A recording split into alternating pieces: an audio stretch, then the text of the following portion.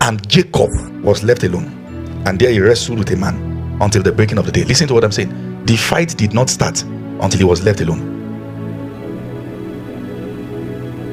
There are situations where you are stripped off people, or people are stripped off you, that you will cry, but it is God positioning you to know him.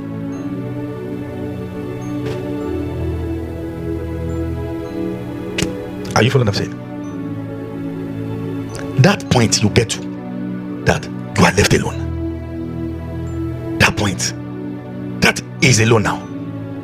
That point, that point, as simple as we are saying it, it is a tough point for many to get to. Is alone now fasting. Is alone now seeking the face of God. You can get to that point through obedience to the promptings of the Spirit, or God allows situations of life get you to that point. Adversity can make you be alone. Obedience can make you be alone. If you would not choose the way of obedience, then God is not going to bring adversity, but he will permit it.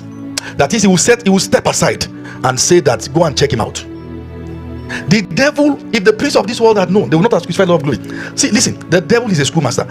When he thinks he's afflicting believers, he's actually assisting the purpose of God in the life of believers. Any way, anyhow, for a man that God has decided to walk with to be alone is a blessing. Look at all the life of Jacob, all the life since the father blessed him, he went to wonder this. Finally, and Jacob was alone. The moment he was alone, we found out God couldn't wait. Some of you need to be alone this December. 3 days. 3 days.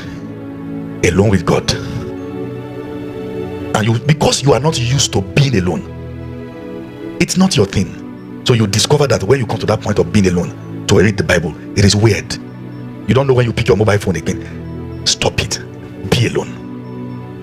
The phone is a world you escape into. Maybe the screen is broken now, so you can be alone. Maybe it's now lagging, and when you press it will stay long, so you can be alone. Maybe you can't even afford to buy data now, so you can be alone. Maybe the network of your house is exceptionally bad, so you can be alone. Don't escape. Don't run. Don't dodge. Don't hide. Don't emotionally hide yourself. God wants to catch you in the corner. The most beautiful things in our life, they are bettered when we are alone. That's where you hear clearly, pure streams. Many of us are in the midst of noise, agitations, by this, by that. Too many comparison on the internet. People who are ahead, those who are behind, and you forget that people post their best on the internet, and you feel you are behind in God's purpose because you are not alone. Comparing themselves with themselves, they become fools because you are not alone. The instruction God has, listen to what I'm saying. The moment there is a pregnancy a Mary is carrying, you cannot carry that pregnancy to the midst of crowd. You must carry that pregnancy to an Elizabeth who knows what it means to be alone. There are instructions that will die once you take them to where the crowd are. Even correct instructions will look wrong because it's not at their level of maturity. Be careful who check what God is saying with you, particularly those who are loud, who are not walking in that level of devotion to God. When people, I tell people, see, people ask me, church growth is it? I said, see, have a structure to have moments in your life that you bolt the door behind you and throw away the key, seeking just one thing: light.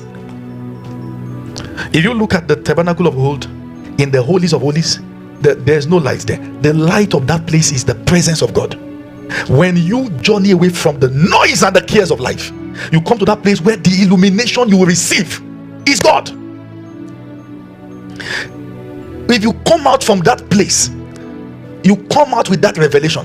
The first thing, go and check, pray, see God gives you instruction. The moment you come out, the first thing you face is adversity, whose target is to kill the instruction. You can come out with a major word for 2024. You just can't tell the reason why your husband begin to misbehave, or your wife begin to misbehave, or your children begin to misbehave, because the seed that fell on the rock is like one that receives the word, and then the sun comes, which is adversity, but because it has no root, it dies. Listen to what I'm saying. Don't just bear shoot upwards, bear root downwards. Root is a lone journey, shoot is in the midst of crowd. Listen to what I'm saying. Growth is two ways: shoot and root, and what? Shoot. If you can preach better, they will say you have grown. It's not true. Root first is that we now know your prayer time has increased. That's root. Nobody is saying that. Your study time has increased. That's root. Nobody is saying that. Your consecration has increased. That's root. Nobody is saying that. Your worship has increased. That's root. Nobody is saying that. When you have root, you will have shoot. Many people for the past 10 years, God has not been able to get you alone. Oh, this job, if this one is not working, that job. You have never paused and asked, what will you have me do? And amazingly, that was the first question of Paul when Jesus encountered him. Lord, what will you have me do? If that's the question you can ask in this season, what should I do next? What's the next thing, Lord? What do you want from me? I know what it means to be alone for years. 7 years. I want to share a bit of my story. We finished campus, we all had plans. Things we could do. Alright, had plans. I already started high in London University of Tropical Medicine for masters. And my roommate, that we all were pastors in that room, called all of us at devotion in the morning, and he said, I had a vision overnight, and he said, I saw all of us walking in a vineyard, and when it was time and everyone were submitting their cutlasses, he said, you and I came to submit ours last, and the owner of the vineyard said, we still have 2 more years to work. So we separated ourselves, 3 days dry fasting, sought the face of God, and God said, stay with me in this land for another 2 years in fasting and prayer daily. So I began that 2 years. All right, because at some point we began to ask ourselves, how are we going to survive? We have men, this is, you know what that means? It means all our colleagues have gone for service, and they were uploading pictures. And after service, because I was the pastor, campus pastor, all right, the people you prayed for on campus, even your juniors have gone, and they are coming back to that same environment, and they are meeting you there. And sometimes when you go for their meetings and they preach, they are stylishly telling others how not to be like you. Because when you say except the grain of first fall down to the ground and die, you go, do you know what that means? No, you don't know the approach until you know that.